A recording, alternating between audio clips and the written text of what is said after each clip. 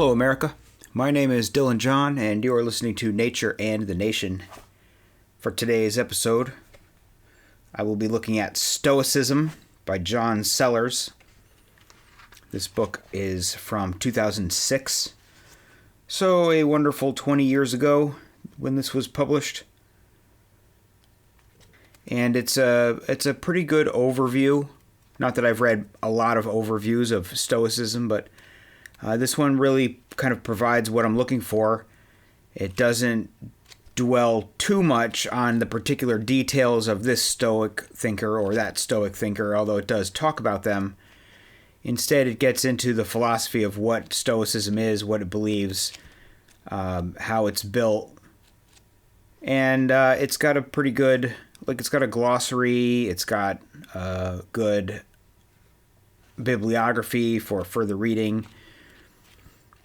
It's pretty accessible to the layperson. So I enjoyed it, I guess is what I'm saying. I enjoyed it. I thought it was informative.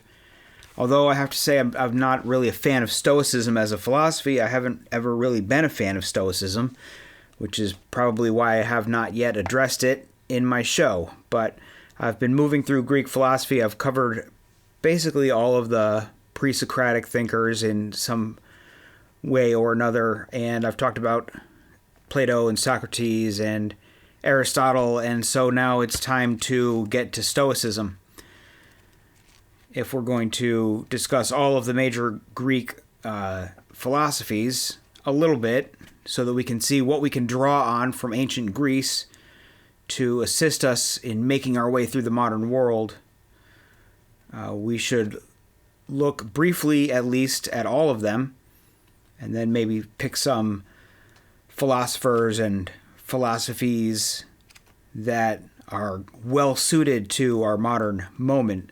And I'm not sure that Stoicism is well suited to our modern moment, in my opinion. What I think that I'm looking for from ancient Greek philosophy, I don't get it from Stoicism. Now, a lot of people do. It's seen a resurgence, but I'm not a participant in that resurgence. There's a detachment from life. It's not life-affirming. It's life-denying, in a way, I find. There's a contradiction between living in accord with nature and rejecting all of the things about yourself that are natural, everything that comes natural to you. It's got a very narrow definition of what nature is. And in that way, it doesn't really operate in accord with nature, although I appreciate the intention that that philosophy should encourage people to live in accord with nature. But there are things about Stoicism that I do like. There are some. That idea of living in accord with nature is one of them.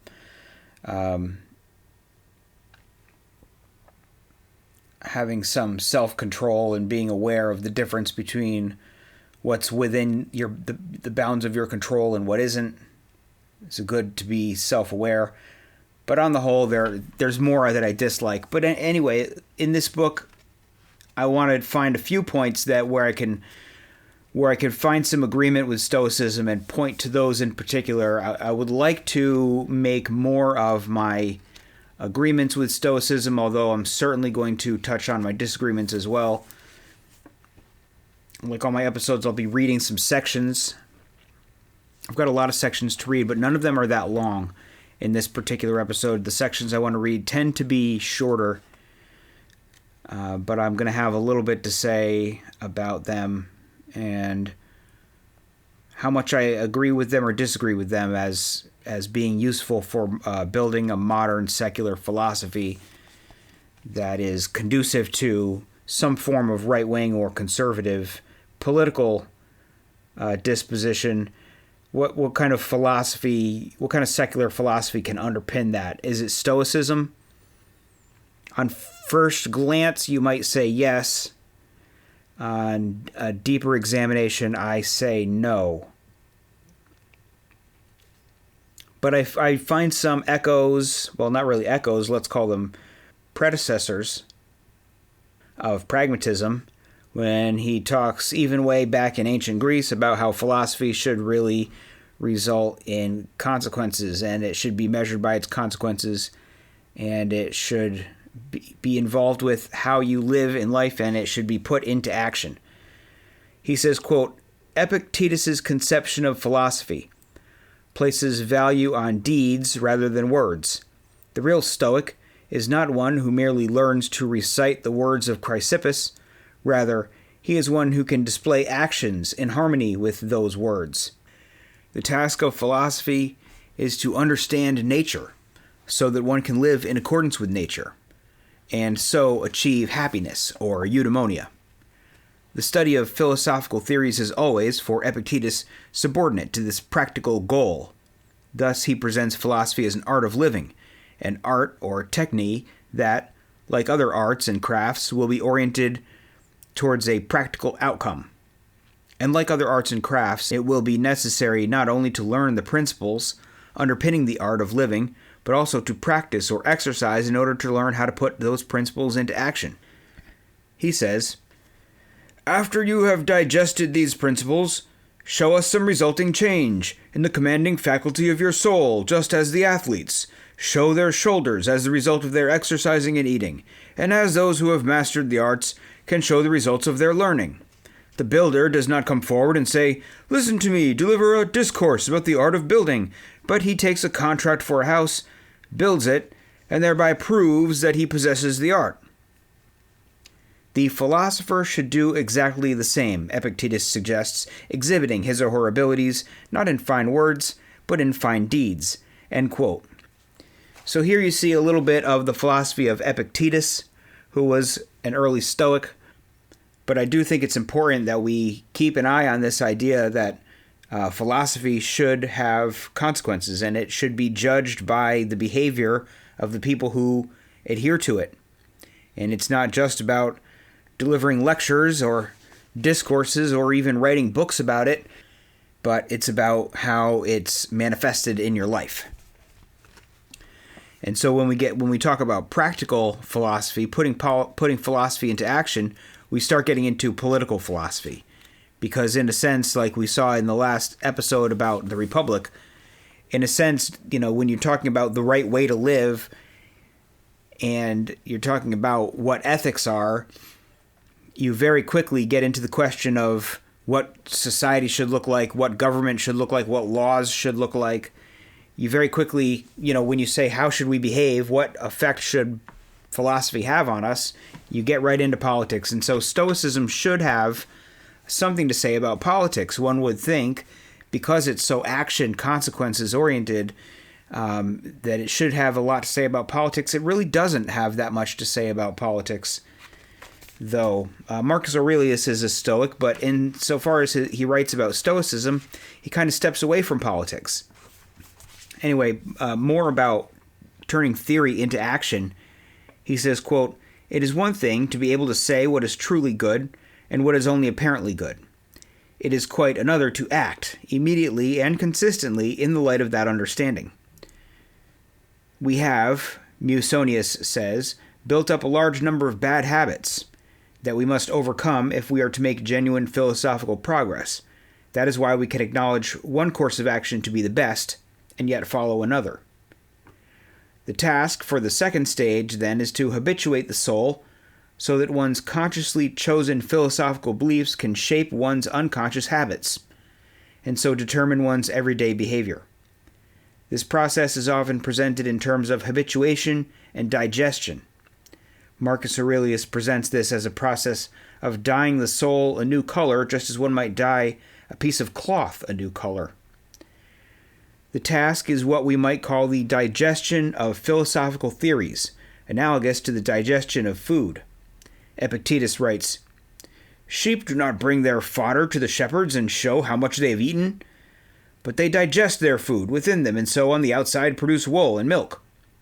And so you too should make no display to the laymen of your philosophical principles, but let them see the results that come from the principles when digested. But how do you digest philosophical theories? One way to assimilate information is to write it out a number of times, just as students write out revision notes a number of times in order to help them remember their contents. It has been suggested that the often repetitive passages of the notebooks that we now know as the Meditations of Marcus Aurelius are an example of this sort of writing. Indeed, Epictetus advises that this is precisely how philosophers should exercise themselves, namely by writing out key doctrines every day. Seneca proposes another strategy. He suggests that at the end of each day we should take time to call ourselves to account and go over the events of the day. We should cross-examine ourselves and ask whether we have remained faithful to the philosophical principles that we consciously hold, whether we have overcome any bad habits, and whether we have resisted any unwelcome desires. In both cases, such exercises should take place after one has left the philosophy classroom, that is, after one has already studied the philosophical doctrines that one is now trying to digest. End quote. So here I like this idea of digesting. He says Epictetus basically made an analogy about sheep, and they don't go to the shepherd and brag about all the food they ate. They just eat the food, quietly digest it, and then how much food they ate is shown by the wool and the milk, the output that is created through the digestion of the food. He's essentially saying philosophers should be like that. Philosophers should display what they've learned through their actions. They should live as if they've learned something from their philosophy. And they should be able to show the results of their philosophical digestion in some sort of aspect of their lives. Something about their lives, their behavior, their state of mind. They should be able to demonstrate some sort of consequence in their lives. And people should be able to look at the philosopher and see their success in achieving happiness, wisdom, knowledge, and know that the philosopher is wise through that. He talks about ways to do that, ways to review at the end of every day, review the events of the day. This is Seneca's idea. Review the events of the day and see and analyze honestly with yourself whether the things that you did that day hold true to your philosophical doctrines. And if not, think about how you need to change your behavior in order for your behavior to match what you believe.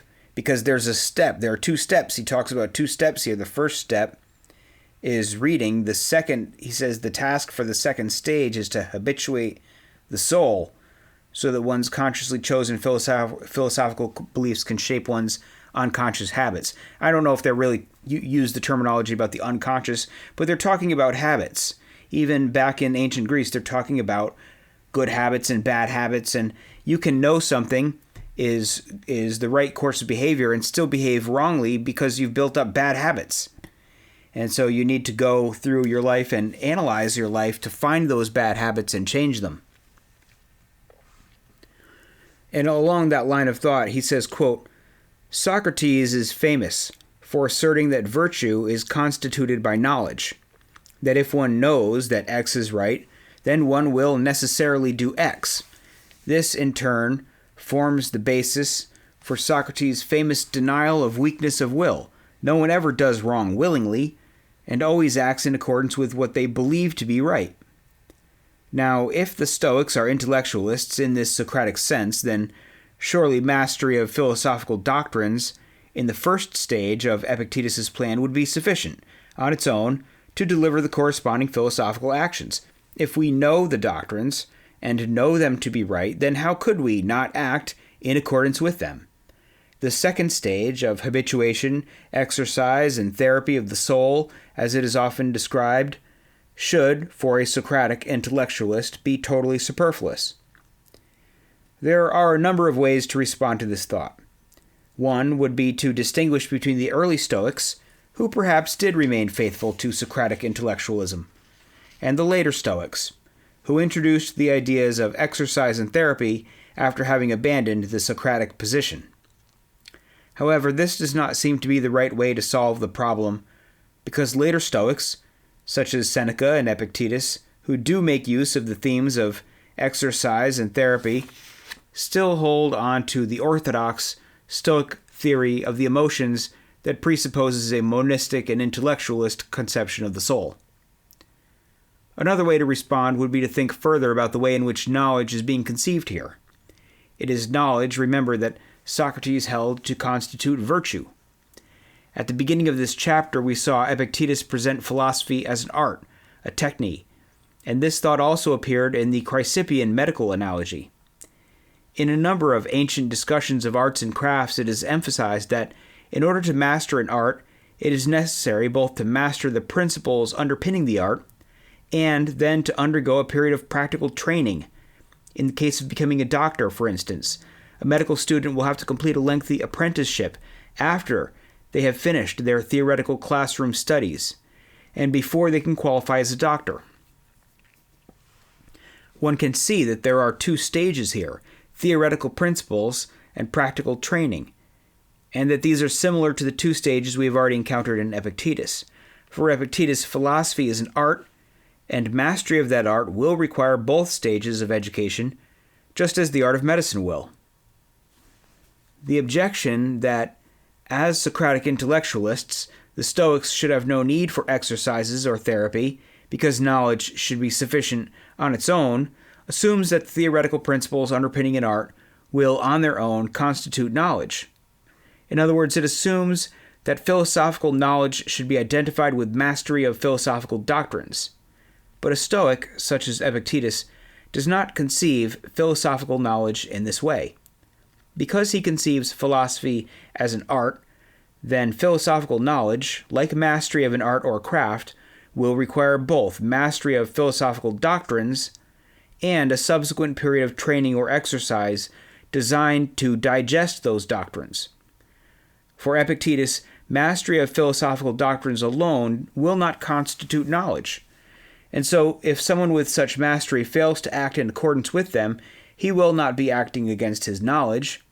We might say that he acts against the information that he has gathered, but not his knowledge, for at that point he has not yet gained any philosophical knowledge.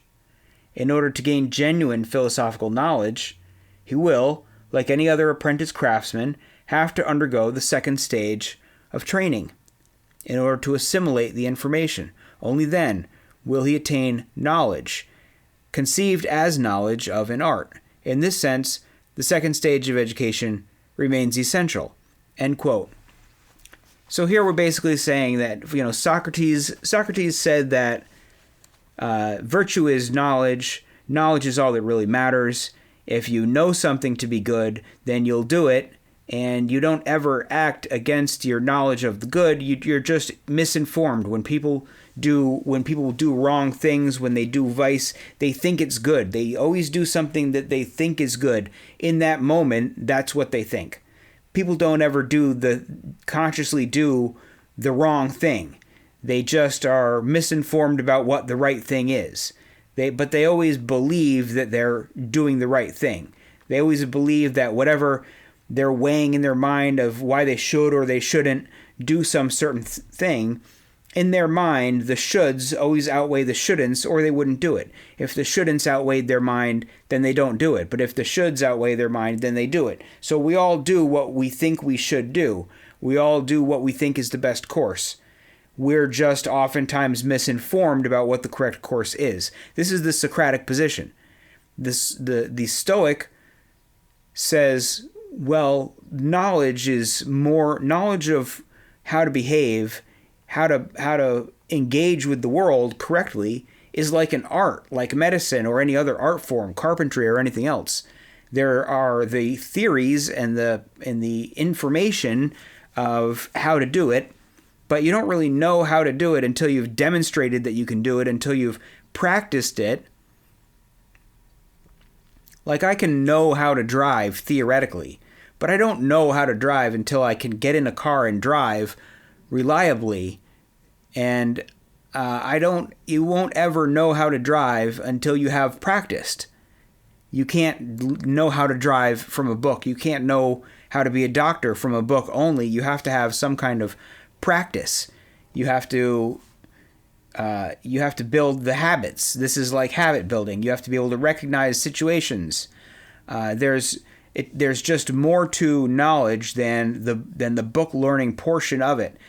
Building the habits is a part of knowledge. Knowing how to respond to circumstances and recognize circumstances and what the correct response is That's a part of knowledge that's gained through practice.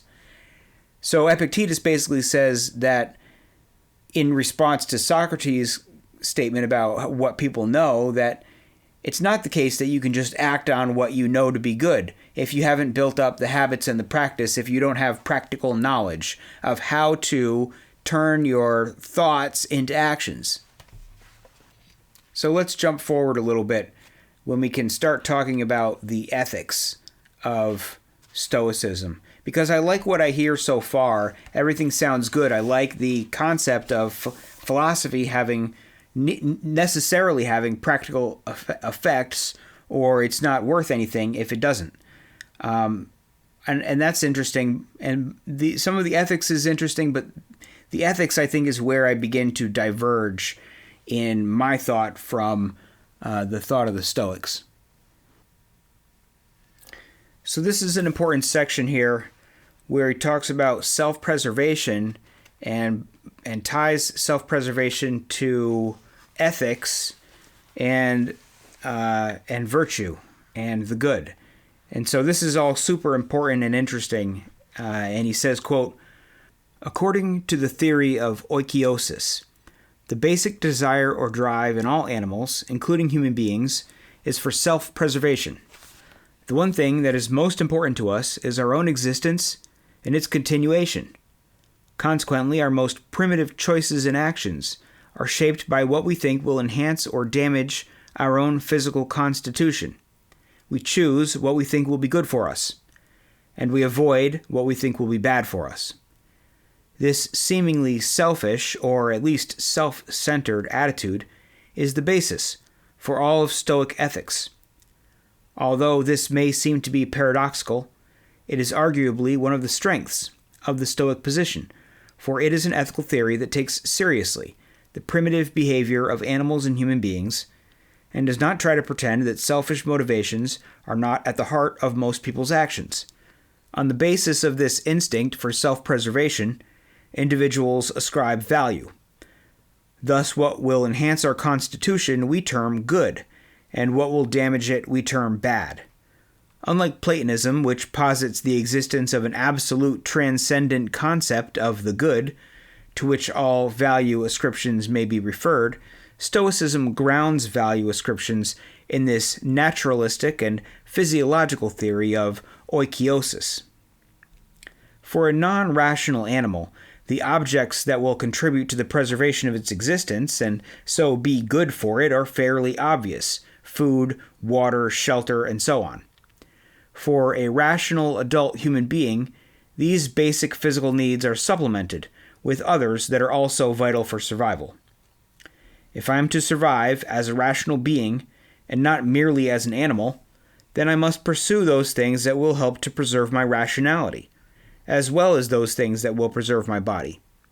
In other words, I must take care of my soul as well as taking care of my body. Let us consider an example. If I am doing my best to be a rational being who is free and independent of others, then I will sometimes have to make choices that may appear not to further my own self-preservation. For instance, if a tyrant threatens to kill me if I do not agree to do certain things that I find objectionable or think to be wrong, then, if I am to preserve myself as a rational being, I should stand up to the tyrant, even if this may mean the loss of my life. But why? How could getting myself killed possibly contribute to my self-preservation? Well, it may not contribute to my self-preservation insofar as I am merely a living animal, but giving in to the tyrant will equally destroy me as an independent, rational being.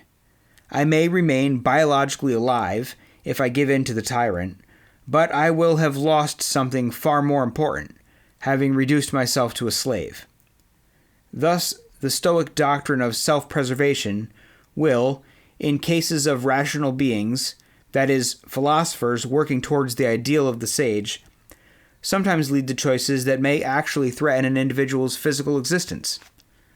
But then, as Socrates famously put it, it is not merely living, but living well that matters.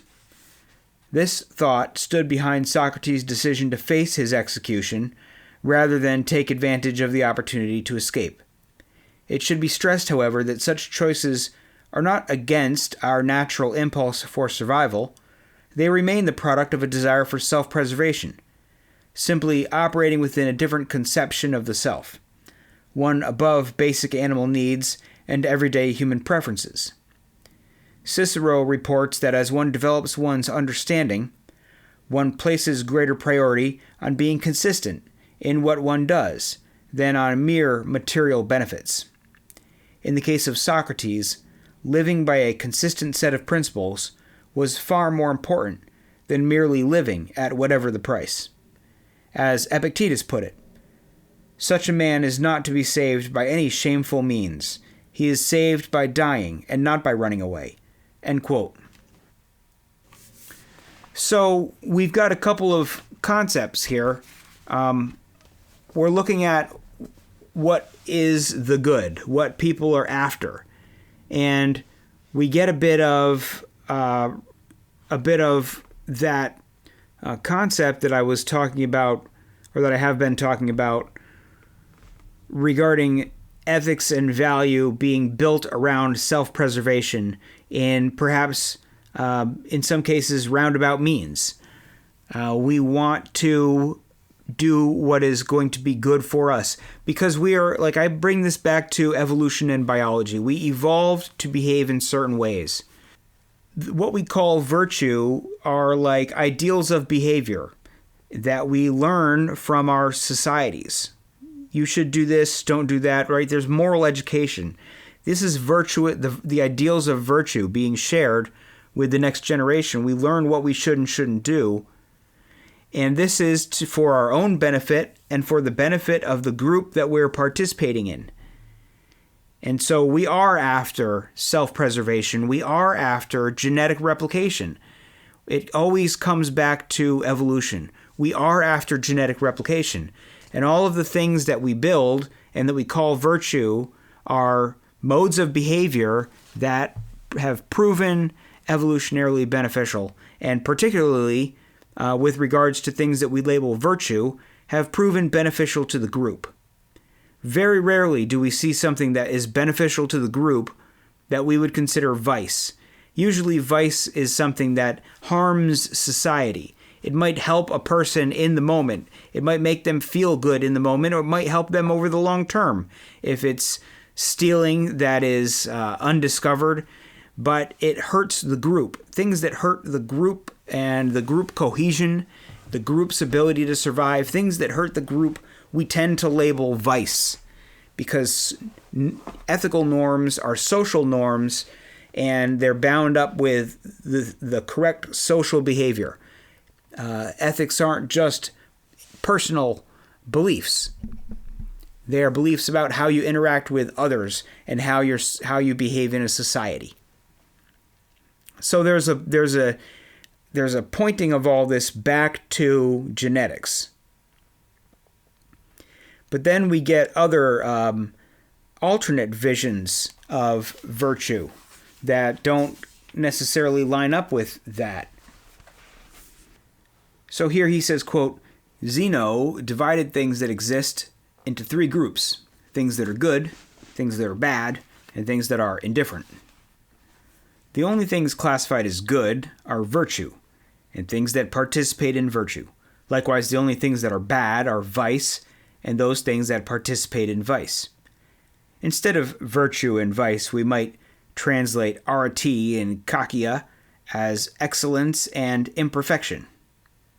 Everything else is indifferent, including one's own life, reputation, health, poverty or wealth, and all other external objects. If we accept this threefold division, then we shall focus all of our attention on cultivating and preserving virtue, the only good, and considerably less on preserving our biological life, a mere indifferent. When someone says that something is good for them, we shall perhaps rephrase this by saying that it has value for them, but it is not, strictly speaking, good. Food, water, and shelter all have value for me, but they are not good, for only virtue is good. Virtue for the Stoics is an excellent disposition of the soul. We can identify it with perfect rationality. Yet, as we have seen, it is possible to give an account of the value of virtue also in terms of the theory of self-preservation.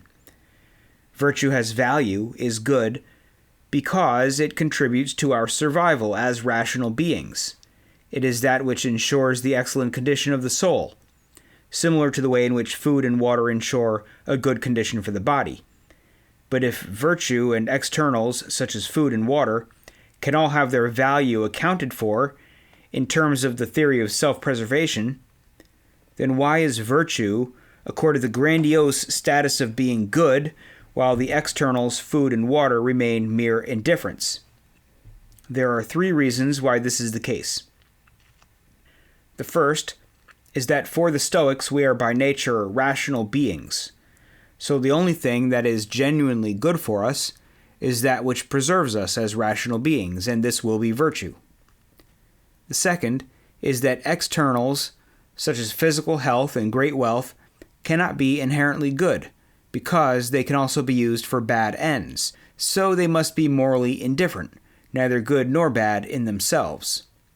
The third, and perhaps the most important, is that the possession of externals cannot guarantee us happiness, but the possession of virtue can, claim the Stoics. End quote. Okay, so here, this was a very important brief little section here where he lays out some very important ideas that are going to get carried on through the rest of the sections that we're going to talk about, where we're splitting up those things in the world into good, bad, and indifferent. And the only things that qualify as good, as properly good, are virtue and things that participate in virtue. Virtuous behavior, virtuous thoughts, virtuous deeds. Those things are good insofar as they're connected to virtue. Bad things are vice, things that participate in vice. And indifferent things are everything else.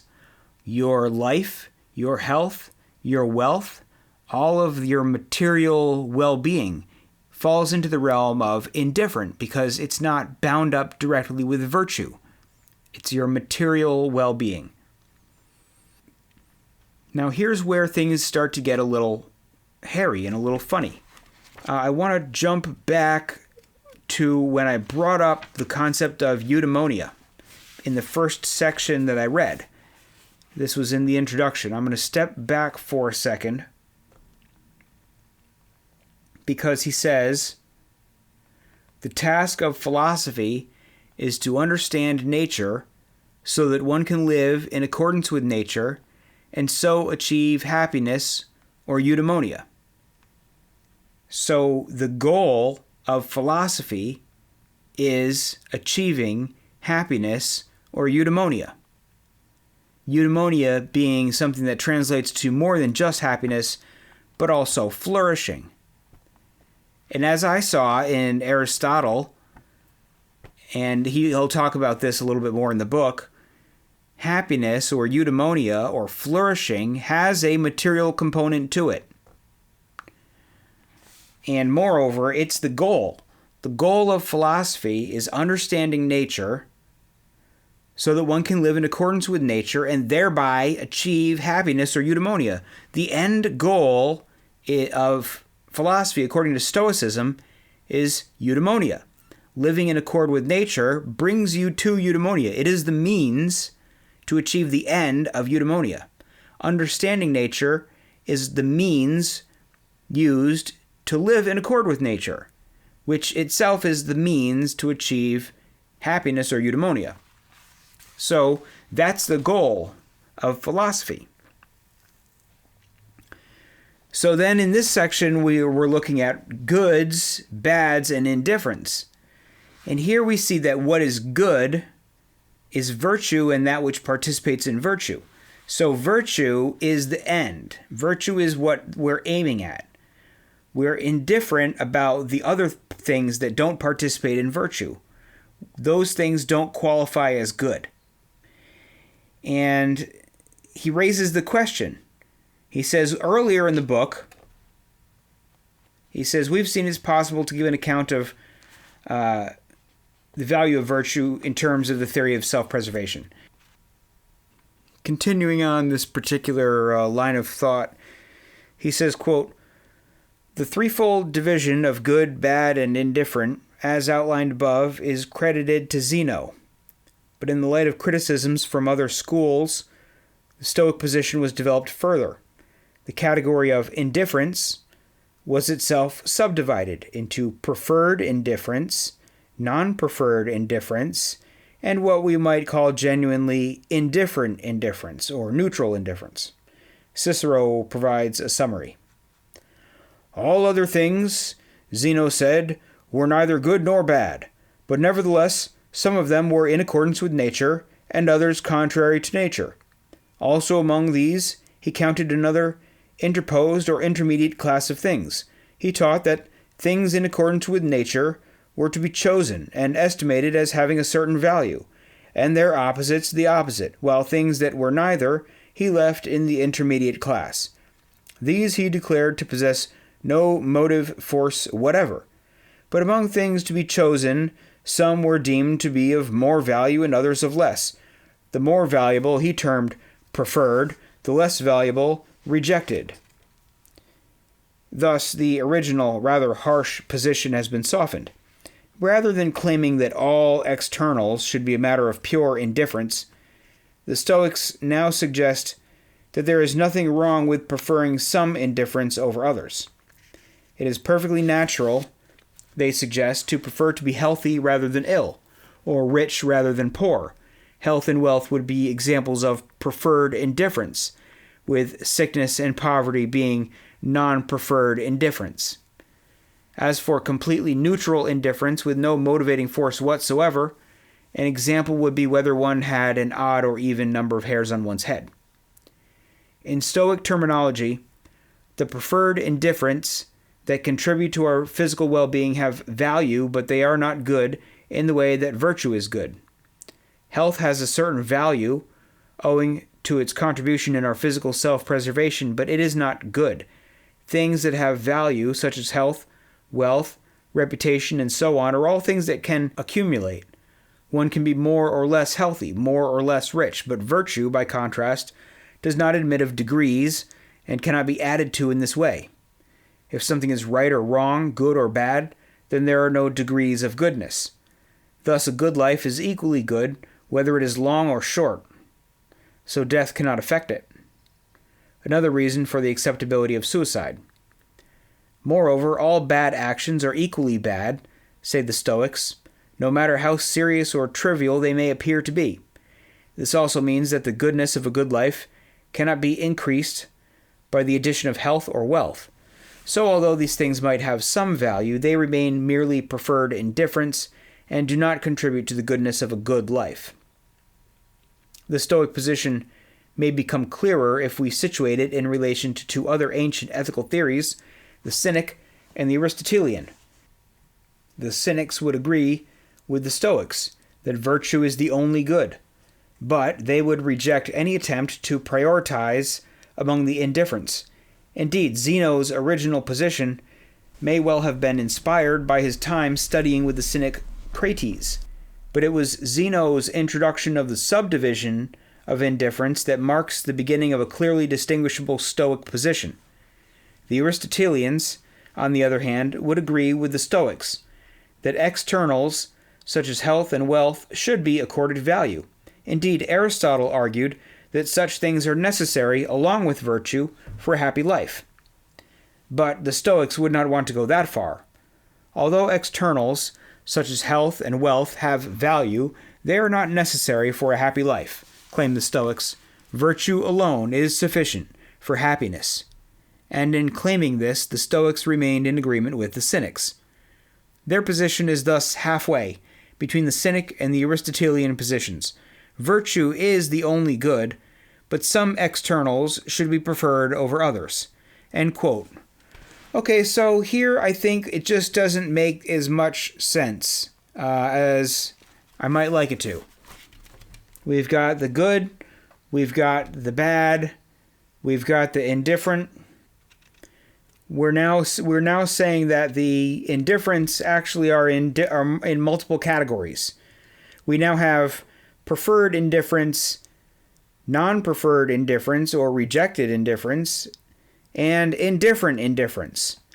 So we've got two types of good things. We've got the good, which is virtue and virtue alone, and the indifferents were excluded from that category. But then we've got something else where we've got what we prefer and what we're reasonably understood to prefer and is acceptable to prefer, like to prefer to have food than to starve to death. It's acceptable to prefer eating to not eating. It's acceptable to prefer being healthy to being unhealthy. But at the same time, health and wealth and food are not virtues, and so they're not part of the other higher, greater category of the good. And I think this is sort of trying to drive down the middle. He talks about the Cynics and the Aristotelians. The Cynics take the hardcore view that really only virtue is good, and that's it. And then the Aristotelians say, actually, in order to have a good life, in order to achieve eudaimonia, you need to have material prosperity as well. You can't be poverty-stricken and live a flourishing, good life. Despite what the Cynics say, you actually do need to have material things, and they're not inherently bad, and they're not even inherently indifferent, but they're inherently good. And having these two different types of goods kind of points to two different concepts of what we're after. Are we after virtue, or are we after flourishing? If virtue leads us to flourishing, then we can say that we're after virtue. But we're only after virtue on its own sake. We're only after virtue as its own end and not as a means to eudaimonia, if we could say that even if virtue made our lives worse, we would still pursue it. We should still pursue it as its own good. If we say that virtue and happiness are bound up together, as the Stoics sort of say, because they wrestle with this question, are we after virtue or are we after happiness? Are we only after virtue because it's a means to happiness? And one wants to say that virtue is the only good, but logically, common sense tells us that it's okay to not want to starve to death. It's okay to not want to get sick. Because I think deep down we know that actually we're after virtue because we think it will make us happy. We think it will make our societies function well. We want other people to be virtuous. I want to be virtuous because I want to be happy, but I want other people to be virtuous because that will prevent them from stealing from me. It will prevent them from lying to me, hurting me. I want society to work. I want the store to be open when it says it's open. I want things to function correctly, and it will function better if the other people in society are virtuous. And they'll be more virtuous if I can convince them that virtue is its own benefit and they're not just being virtuous for my sake. Along those lines, he later says, quote, "The Stoics suggest that a whole range of actions may be appropriate, being in accordance with our nature, but not necessarily good. As we have seen, only virtue is held to be good. The Stoics also suggest that it is the only thing with which we should concern ourselves. Why? Do the Stoics think that there is something inherently good about being virtuous? In one sense, they clearly do, claiming that it is choice-worthy for its own sake. Yet the Stoics do not follow Plato in positing the existence of a transcendent conception of the good. As we have seen, for the Stoics, value judgments originate in the theory of self-preservation. Being virtuous is good because, in some sense, it is good for me to be virtuous. This thought is developed in the claim that virtue can be identified with happiness. If we are virtuous, we shall be happy. If we want to be happy, we must be virtuous. The Stoics, like the vast majority of ancient philosophers, are eudaimonists. The word that is usually translated as happiness in discussions of ancient philosophy is eudaimonia. Scholars regularly note that the meaning of eudaimonia is somewhat broader than the meaning of the English word happiness. It refers to a substantive well-being in one's life, rather than a merely subjective feeling of contentment. Thus, it is sometimes translated as well-being or flourishing rather than happiness. The important point here is that the Stoics, like so many other ancient philosophers, think that eudaimonia is a good thing, and that it is something universally desirable. It is the ultimate good, namely that for the sake of which everything is done, but which is not itself done for the sake of anything else. There is no argument for this claim in any of the ancient schools. It is the great implicit assumption of ancient ethics. Yet this is no reason to be suspicious. On the contrary, we are more likely to be suspicious of the psychological well-being of someone who does not unequivocally accept that they want to be happy and to live well. In the light of this, we might say that Stoic ethics begins with a conditional. The conditional is, if you want to be happy, then, as we have seen, the Stoics identify happiness with virtue, independent of all externals. So their position might be summed up as, if you want to be happy and to live well, then you should try to become virtuous, for only virtue can bring you happiness. If you do not want to live well, then Stoicism offers no argument to convince you that you should, and has nothing further to offer you. Having touched on the translation of eudaimonia as happiness, we should also consider briefly the meaning of virtue. The Greek word, translated as virtue, here is arete. The word arete has a much wider meaning than the English word virtue, and does not necessarily have the latter's heavy moral overtones. It is, for instance, sometimes translated as excellence. Indeed, Zeno and Chrysippus defined virtue as a disposition and faculty of the governing principle of the soul brought into being by reason. Thus we might say that for the Stoics, virtue is the governing principle of the soul in an excellent or perfected condition. It is, says Aristo, a health, that is, a healthy state of the soul. As we have seen in Chapter 2, philosophy for the Stoics is an art, analogous to medicine, that is concerned with the health of the soul. Thus we might say that if one wants to live well, then one should try to cultivate a healthy state of the soul. This is quite different from a certain traditional image of Stoicism, in which it is suggested that the individual should sacrifice themselves to the pursuit of selfless virtue. The account of the relationship between happiness and virtue offered here borders on what Long has called a utilitarian reading of Stoic ethics. It suggests that virtue should be pursued only insofar as it will bring one happiness.